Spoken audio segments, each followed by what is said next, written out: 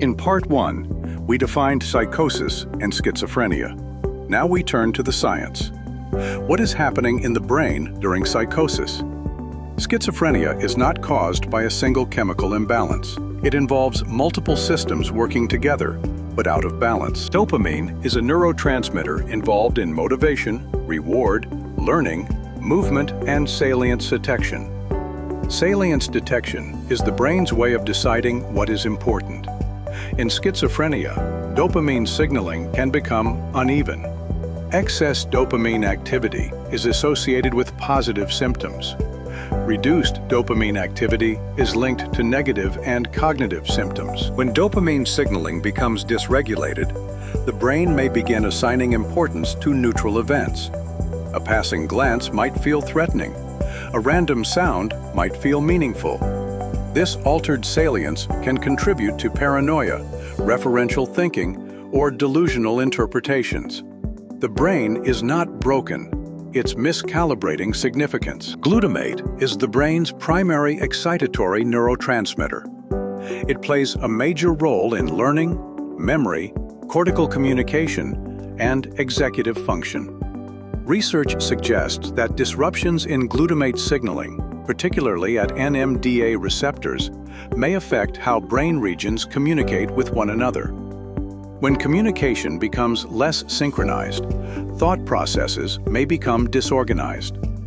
The working memory may weaken, and cognitive clarity may decline. Dopamine explains part of the picture.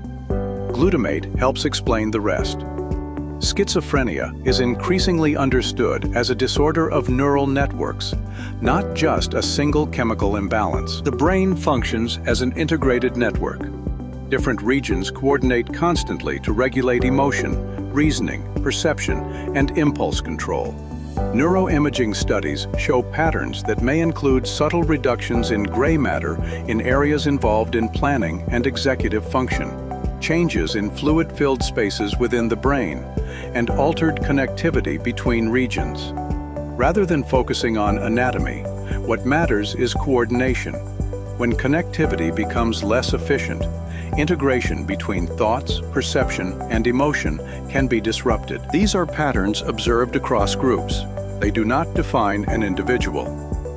Brain scans alone cannot diagnose schizophrenia, but they help researchers understand broader biological trends. There is no single gene responsible for schizophrenia. Instead, multiple genes contribute small amounts of vulnerability. Environmental risk factors may include prenatal complications, severe early stress, substance use during adolescence, or significant social adversity. The most accurate model is gene-environment interaction. Biology creates vulnerability. Environment influences expression. Psychosis does not emerge from one cause. It develops through layers of biological sensitivity and life experience over time. Schizophrenia is not caused by weak character, poor parenting, or lack of effort. It reflects dysregulation in neurotransmitter balance, neural connectivity, and information processing. Understanding the science reframes the condition. It moves us from blame to biology, from fear to understanding. In Part 2, we explored the neurobiology behind psychosis. In Part 3, we'll discuss treatment options, early intervention, and how coordinated care dramatically improves outcomes. Schizophrenia is serious, but it is treatable, and early support changes long-term trajectories.